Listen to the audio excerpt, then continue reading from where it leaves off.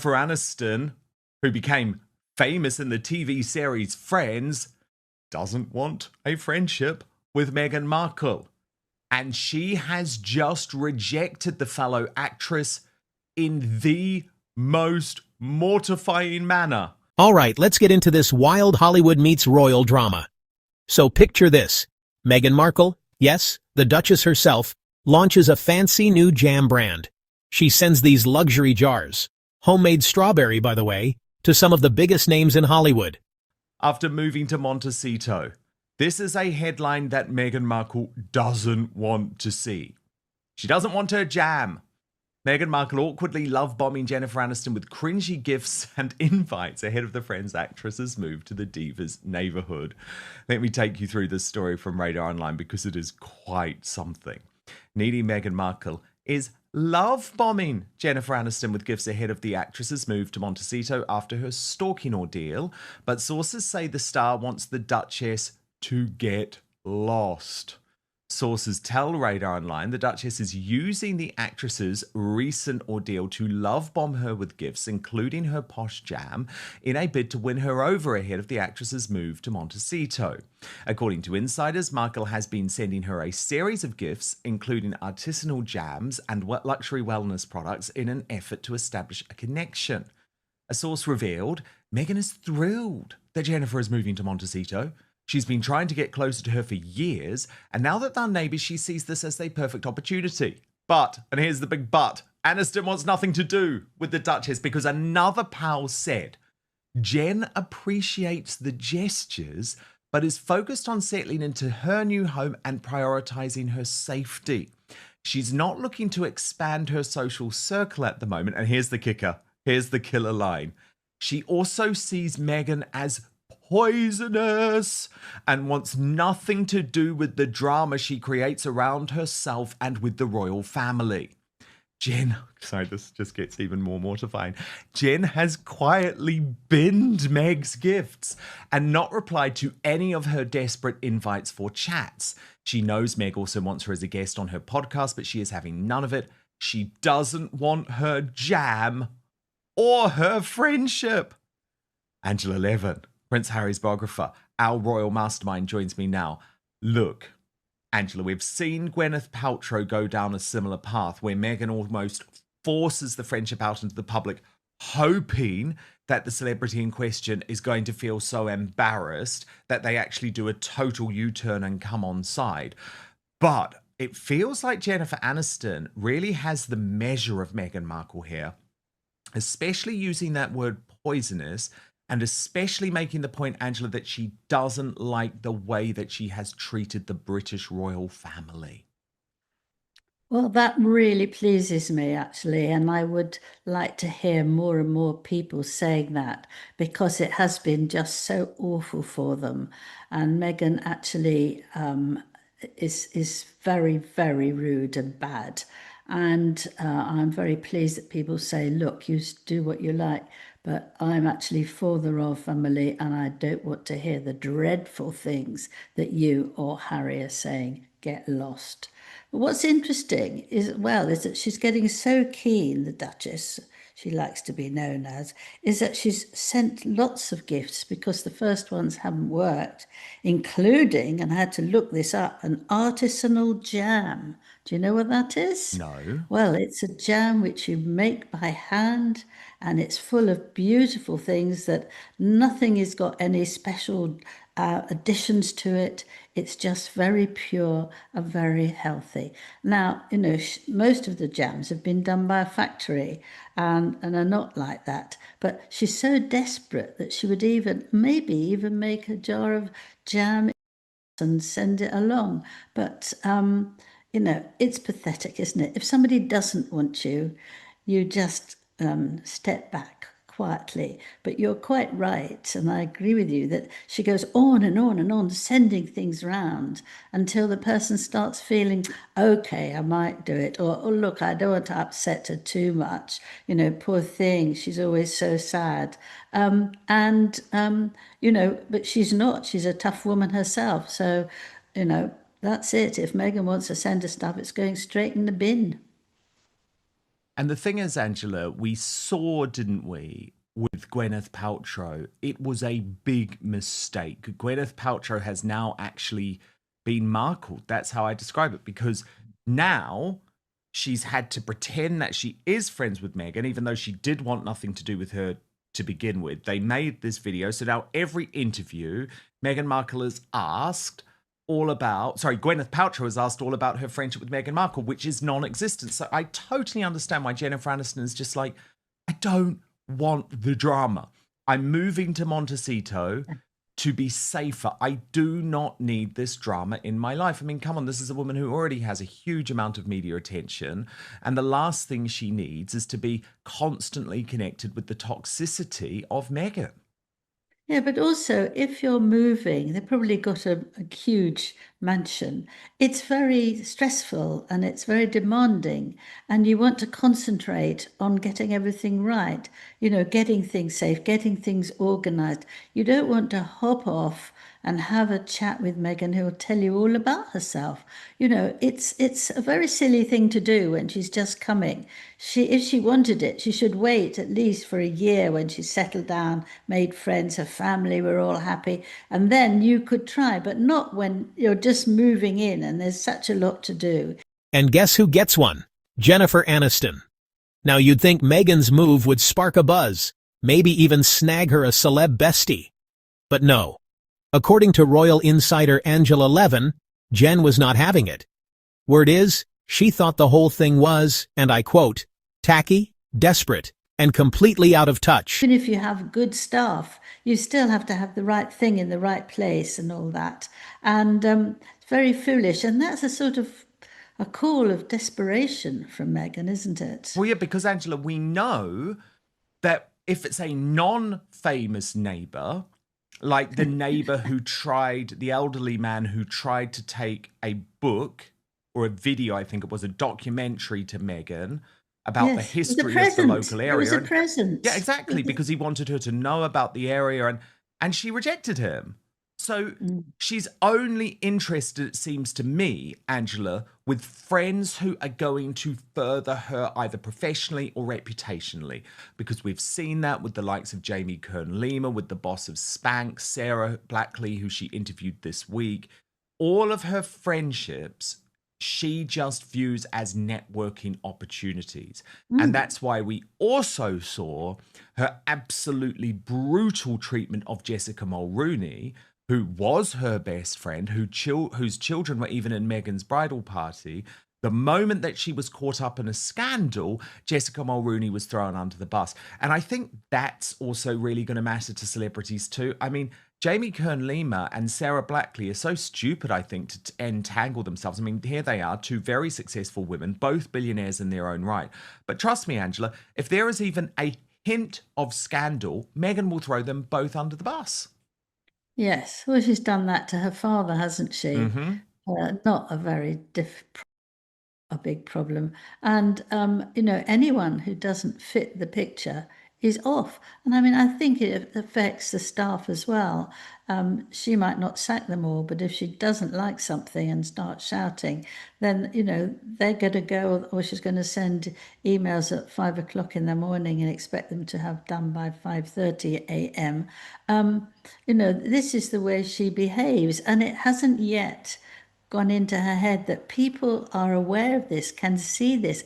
In some ways she's quite clever, in other ways she's absolutely not, that she can't see what she's doing, how she's doing it, and what her behavior looks from the other person's eyes.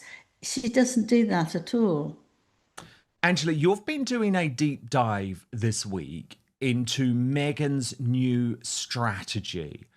And Yes. what it seems that you have discovered, I'll obviously let you go into all of your findings, but what it seems that you've discovered most is that having previously demanded her privacy, in fact, now Meghan is the one who wants to reveal all. What have you found out? Well, it seems absolutely extraordinary to me that she has got an opportunity of controlling conversations. It's not anybody who's going to try and take that away from her. But if you look at what she's done, she's now admitted she lied by not asking the late Queen if they could use her nickname, which she actually asked. Both her and Harry said that they had asked the Queen, and she was happy about it. But she couldn't get if she could get the nickname of Lilibet for her daughter. But she didn't do that, and she's just said that now. How could she let that out? I mean, it's absolutely terrible because she is actually saying, I'm a terrible liar. I spoke to the Queen of England and the Commonwealth, and I got away with it by pretending it was a lie, and it wasn't a lie because she's too dignified to say anything about it. Terrible. She also revealed that despite having a great nanny, she said she found it very demanding being a mother. So there's not many women would say that actually. And the children are not now screaming babies in the first few months where she could have got someone in anyway. She finds it very difficult. And actually, if you see the type of woman she is, you analyze that for yourself, you can see why she feels very difficult because she hasn't got the time. Most awful of all, she said she listened to her acupuncturist and he said, if the baby's crying, treat the mother. This was she was proud to say. We have to take care of ourselves first. As you know, I nearly fell apart when she said that she wouldn't go up and help a crying baby because they can't speak to you. You don't know at the beginning. You can't understand what the cries mean. Feel ill, have hurt themselves, something that you think, no, no, no, it's me first. I'm not going up there and getting busy with that. Ouch! Apparently, Jen told her friends, I don't do fake friendships. You can't buy my approval with jam. That's cold, even for Hollywood. And let's be real, if anyone's got the power to shut down a royal PR move, it's Rachel Green herself. Credited this, didn't she, to her acupuncturist in the United Kingdom during her time in the royal family, Angela, which shows what a privileged life she was able to lead when she was here, despite all of the claims that she made. And she was clearly surrounded by a group of people who told her whatever she wanted to hear. Oh, don't worry about the kids at all. Just put yourself first, Meghan. Put yourself first. Yes, that's terrible. I've never heard of anyone who says that. And then she puts on her victim act to talk about how difficult it is for women to earn money and be powerful. Now, I think that's absolute rubbish because that's living in the early 20th century, isn't it? I know loads of women who do very well, and sometimes the husbands do as well, or they don't want to, and let the wife work incredibly hard. They don't have to do so much.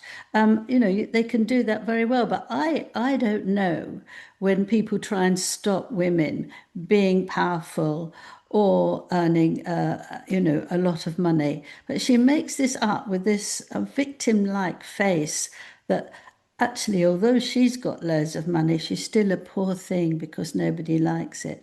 I mean, it's always got this negativity about her.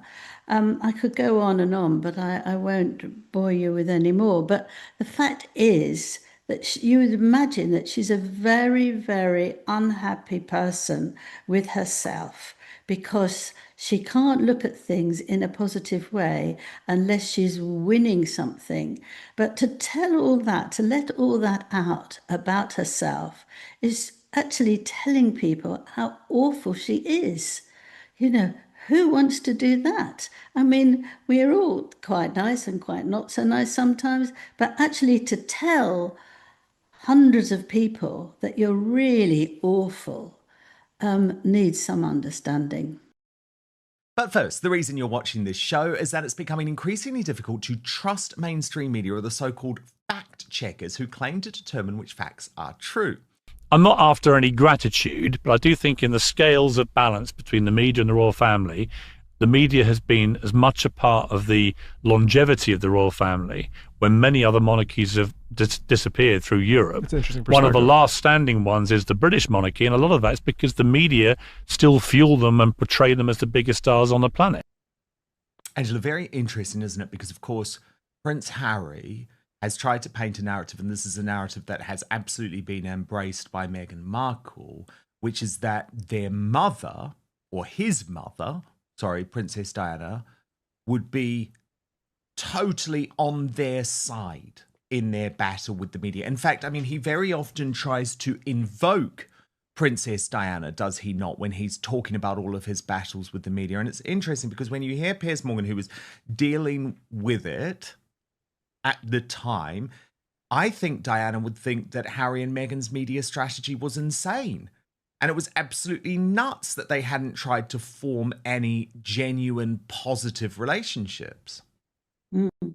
Well, when I was on the Mail, Daily Mail, Richard Kay was sitting very near me, and Diana would call him up loads and loads of times and tell him what she wanted. He would go off running, or he would get someone to go and take a photograph.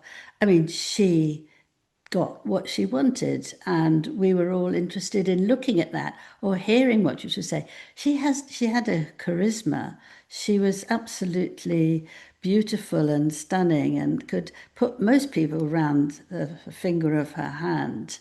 I once went to a party with her, and she was charming to me, absolutely. So, oh gosh, this woman, and I'm not really like that, but she had a special quality that was just amazing. But she was also very kind, and she cared very much about people who were ill and unwell or small, or they had had bad accidents. But when she did need help was actually when she and Charles split up, because Charles wanted to pay for all her protection. So, what went wrong? Was Meghan's gift just a sweet gesture gone sour, or was she trying too hard to win over the A-list crowd? Angela Levin seems to think Jen saw right through it, calling it performative, maybe even a little desperate for attention. She didn't want to, because she wanted to be free. And so all the people who wanted to be around her, the photographers, would rush round her. So when she wanted to get off and get in her car and drive, she couldn't, and she used to cry. And Harry told me how upsetting this was, and that it was all the paparazzi who were absolutely tearing her to pieces. Well, it was horrible for her, quite right. But when Charles was offering to pay himself, she could have actually avoided all that. And she could have avoided all that in Paris, where she died, unfortunately. She didn't get that quite right. But, she was very young. And overall, she was lovely. You couldn't resist how she looked and how she charmed you. But with Meghan, she's just a liar. You just think she's a complete liar. I don't think Diana lied very much at all. I can't say she never did, but I don't think that wasn't the way she maneuvered herself. But she wanted to get on the front page, and she wanted to be seen when she wanted to be seen. I don't think that's anywhere near like telling terrible lies and actually not telling the Queen something about you using her nickname. I think they're miles apart. Yeah, I agree. I very much agree, actually. Now, Angela, Prince William has given a rare interview to the Daily Telegraph, but in true Prince William style, I think we can say, and bless him, he plays the media in a very different way. Because I waded through this, Angela, and it's very interesting about the work that he's doing for the Duchy of Cornwall. It's in the Daily Telegraph, we should say. But, I mean, there really wasn't any big revelation there, was there? But what did you learn about William? And we'll show some of these incredible pictures. I think the pictures are fascinating, actually, because it shows him very much comfortably at work. And the point, I guess, of the article is to show he does a lot of work for the Duchy of Cornwall behind the scenes that we're not seeing. But what did you make of this interview, Angela? that was actually very much William, because he's not going to reveal anything really significant. I think he can lose his temper and then you hear something, or he would do something because of his adored wife or children. But actually, if it's just about a lot of land, I don't think he would actually release anything that is very important. He says it's painfully aware of what's going on in that. And you just have to say, how are your sheep? How is your cattle going? It's not just that, it's also how do we look after you as a community? That's what he feels about that area, which he took over after his father became king. And the tenants there found out that he would have a pie and a pint in the evening and regular walks and small parties to get the neighbours talking. And you think, well, that's very nice. You think he does do that because he's very warm to people. And he says, I'm trying to make sure I'm prioritizing stuff that's going to make people's lives living in those areas better, he says. This is what we're going to do to make people's lives in Cornwall better. And that's a lovely thing to say, isn't it? But if you wanted any sort of mischievous, naughty, big statements about Harry, his father's health, his wife's health, how his children are doing, if you wanted anything of that, no, he's in control.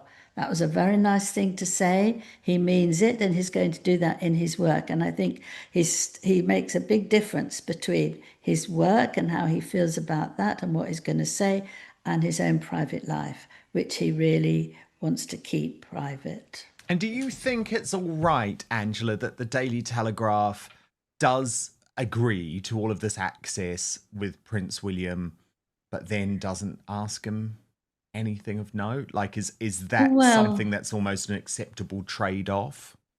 I think that they wanted to talk about Cornwall. I think they want to just give an air about him. And actually, you go to these sort of interviews in the hope you might get a sentence or two that will put you on the front page. But if it doesn't, you can just talk about what it's like, how he's taking it. And I think Telegraph readers might be delighted to do that. But busy journalists. But here's the real tea. Is this just Jen being honest and protecting her vibe? Or is Meghan once again being unfairly targeted by the Hollywood elite? I want to know what you think. Was Jen right to call out the jam gift? Or was it just classic celeb shade? Drop your thoughts in the comments below. Because honestly, this is one jam session I did not see coming. Smash that like button if you love a little drama with your breakfast. And don't forget to subscribe for more exclusive scoops, royal reveals, and the Hollywood moments they wish would stay private. Until next time, keep it real and stir the pot responsibly.